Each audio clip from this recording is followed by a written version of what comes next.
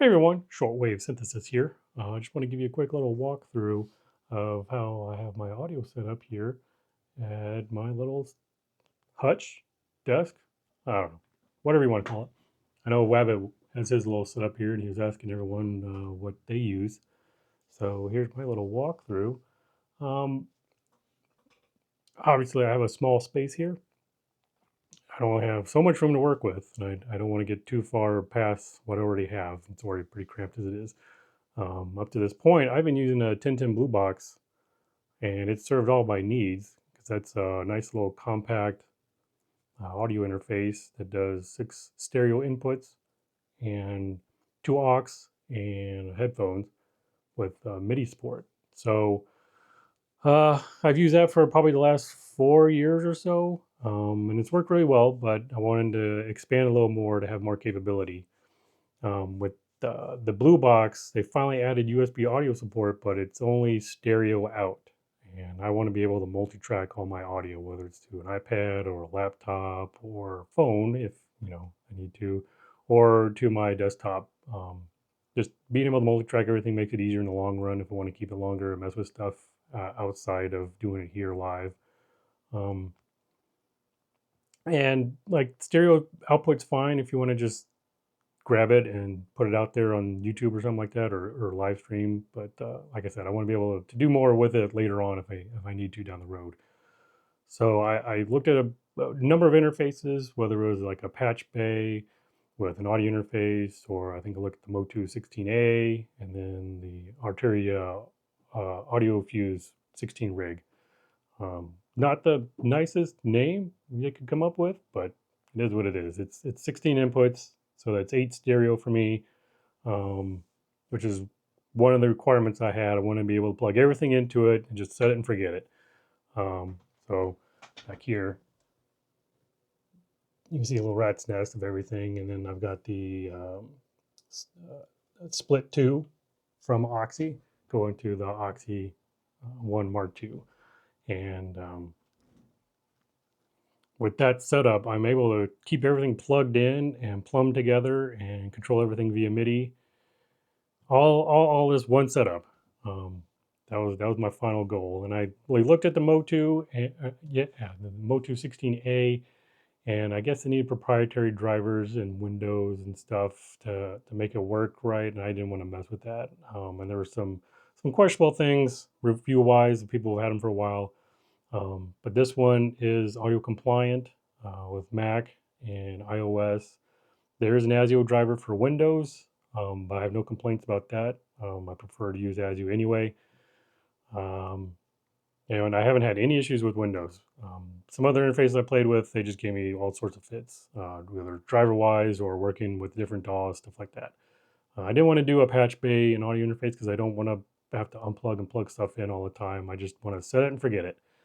And this one has all that and more because it has 2 outputs on the front and then 2 combo inputs. So I can use a mic if I need to, which probably will never happen, but I can, do an output from the audio interface to a pedal, then back in right on the front. Or if I'm testing out some new gear, I can just have it right here and just plug it straight in and play with it.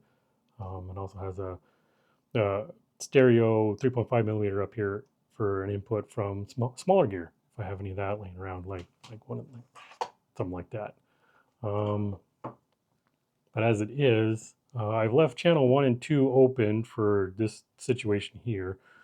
But it, see, this is 2, 3, 4, 5, 6, 7, 8, 9, 10, 11. And then I've got an output going to the pedal, and then it comes out here in the stereo, and then it has a pair that goes back in. And then the nice thing here is it's got a hub on the USB hub on the front and back, along with MIDI. It does a lot of MIDI stuff too if you want. It also has MIDI input here on the front, so you can plug a keyboard in here and pipe it to your gear. I actually use this specifically with a little USB A to B cable for the Launch Control XL. This is the OG that's USB only. I've got the new one, but I want to keep that for using with actual gear. But this one's kind of not useful unless you plug it into something that can convert USB into MIDI. So this is perfect for it. And mapping this was super simple with their software. You just select the control you want it to manage, and then you hit MIDI learn, and then you just move it, and you're done. It grabs the CCs for you. So I have all my channels hooked up here, and you can have multiple pages of them. So I've got send A, B, panning, audio level, and then mutes. So I can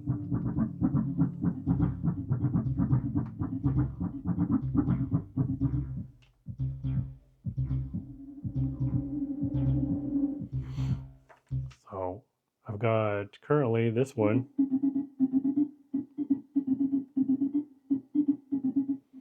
set up to go pre-fader out to the pedal, and then the return channel for the pedal is 1516. So I don't know how well you can hear that, but um, so that all works perfect. That's like I set all that up in one day, and it's been like that since, and it's been bang on.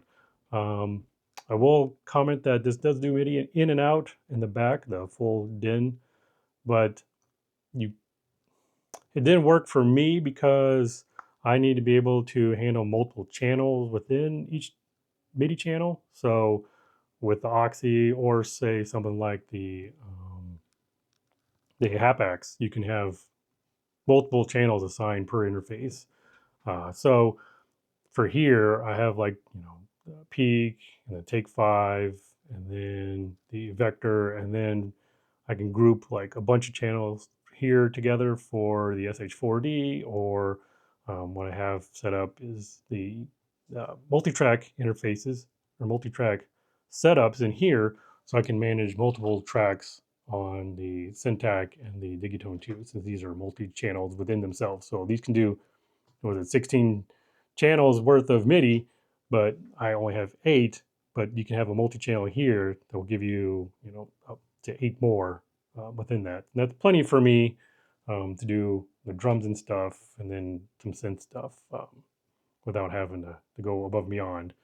But the basic interface, the MIDI interfaces on here don't let you do that multi-channel stuff. So that's why I'm using the Split 2 in the back.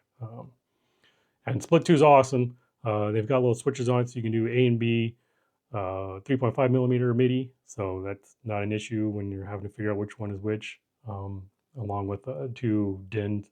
I have the DINs going to the Electron boxes. Everything else is using a converting cable to go from 3.5 to MIDI DIN. So I don't centralize the MIDI with it, but I can also use the USB MIDI input here to actually send MIDI USB from here into my DAW, so I can control stuff in there. But I'm using the actual 3.5 MIDI out to the MIDI split for the most part. But like I said, if I want to add something else in the mix, I can use this also, just through this one cable up here. So that's pretty awesome, because this connects via USB to my PC or any other laptop or something I want to use. So I can get MIDI and audio from the computer into here, or vice versa. And then I also have my PC audio coming through here and going out the monitors, which is my PC speakers plugged into here. So audio in here from PC, and then audio from here to my speakers and the PC, the whole circle of life here. But the main reason for all this was so I could get everything set up in here to record.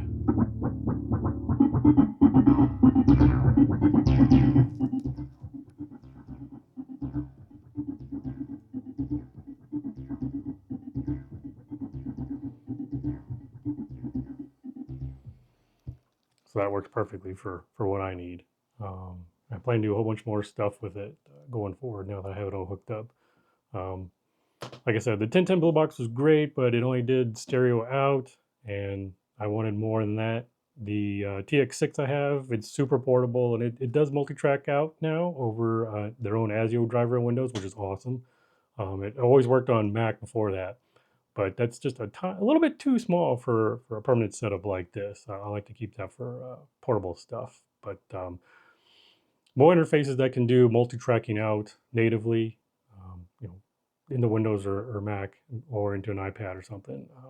It's definitely the way of the future, and it should all be like that, or USB, along with MIDI. So, well, there you go, Rabbit. And anyone else who thought they'd be interested in something like this is my whole setup. I'd like to rack mount this at some point and get my desk back, but we're probably going to be moving soon, so I don't want to do anything permanent until I have a permanent spot to put it in.